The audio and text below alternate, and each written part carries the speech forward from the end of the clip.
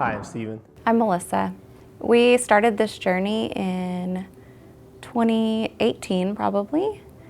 We began praying about foster care. I grew up in foster care and was adopted, and we knew that it was going to be part of our story. We just didn't know how. And I told Steven that's what we were going to do, and he said no. And I said, well, God asked us to, and so I know that one day he's going to tell you the same thing he told me. And he did, and in 2019, we were licensed for just under 24 hours, and we got two beautiful sibling boys that we hope are part of our forever family. So we called High Sky and said, well, we're looking to foster. We want to know what to do next. And it was within 24 hours they called us and said, okay, you come to this, and we're going to interview you, and there's these classes. And we got the ball rolling, and it moved relatively quickly.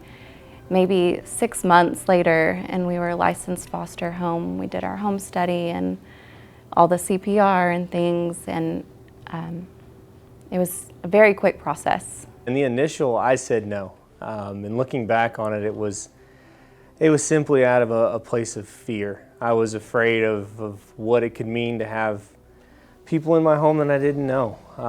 Opening up our house and subjecting our son to people we may not know or know where they came from or what was going on with them. And so it took a lot of prayer, a lot of prompting from Malyssa to know that that's where we needed to be. Like she said, it was something that God gave her and that I had to really work through. But looking back, it was just out of my own selfishness that I didn't want to say yes. So my parents were foster parents. They fostered somewhere around 35 kids, and I was one of their last, and one of the only ones that got to stay. Most of theirs were reunified, which was beautiful, and my siblings got to see that, and I was adoptable pretty quickly, and God asked them to adopt me, and so they closed their home, adopted me, and I just always knew it was part of my story and the reason that I had a family, and I wanted to give back and do the same. I think if it's on your mind, it's there for a reason, that you need to start the conversation. I hear from women all the time, well, my husband would never go for that. And I think if I had settled there, we wouldn't, have the gift of the two children that God's given us.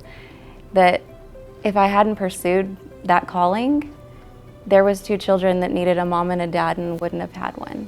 The thing is, so many of these kids have so much on their plate that they never asked for.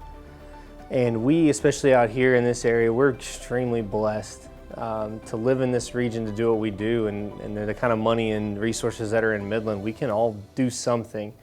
I'm not saying that every house is a foster house that you take in kids, but there's something you can do for this process. Every last one of us can. You can help out, volunteer, just encourage people. And the thing is, once you get past the not being sure whether you can or not, because you can do this. And these kids don't need super parents, they just need somebody to say yes to them, so they don't get a lifetime full of no's and closed doors. Just one open door to say yes and to take care of them and love them like we were loved as kids. And it's an incredible thing if you'll get past that initial no and just jump into it.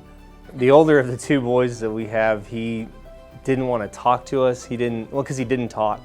He didn't have words, he didn't speak. He made some noises, but that was about it. He really didn't have a lot of social skills where he could tell us what he wanted. He could cry and he could sleep, and that was pretty much all he wanted to do. But now, the trick is getting him to be quiet or to go to sleep or to lay down. He doesn't do that anymore.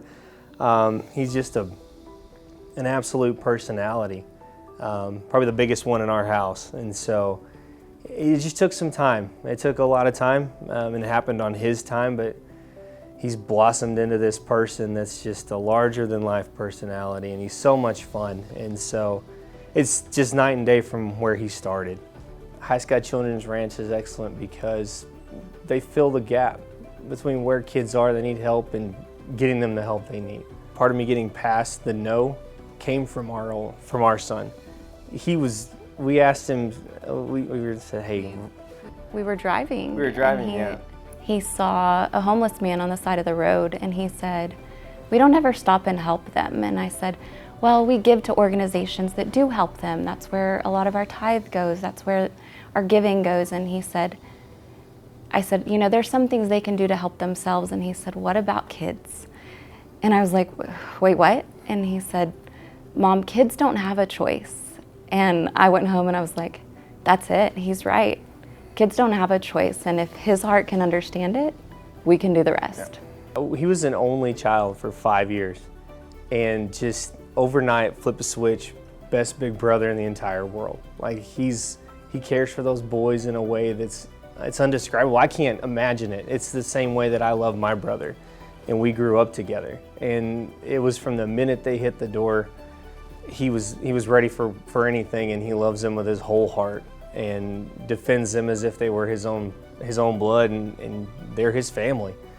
And there was never a question for him of whether or not he was gonna love them. It was just how much of his love they were gonna take. So we've always said, you know, if God called us to this, he called our family, and that includes our son. And so when we had the calling to foster, we knew that included him. And we've told him from day one, if we're broken, we can always be put back together. And this may break us, but we'll put ourselves back together and we'll do it again because that's what we've been asked to do.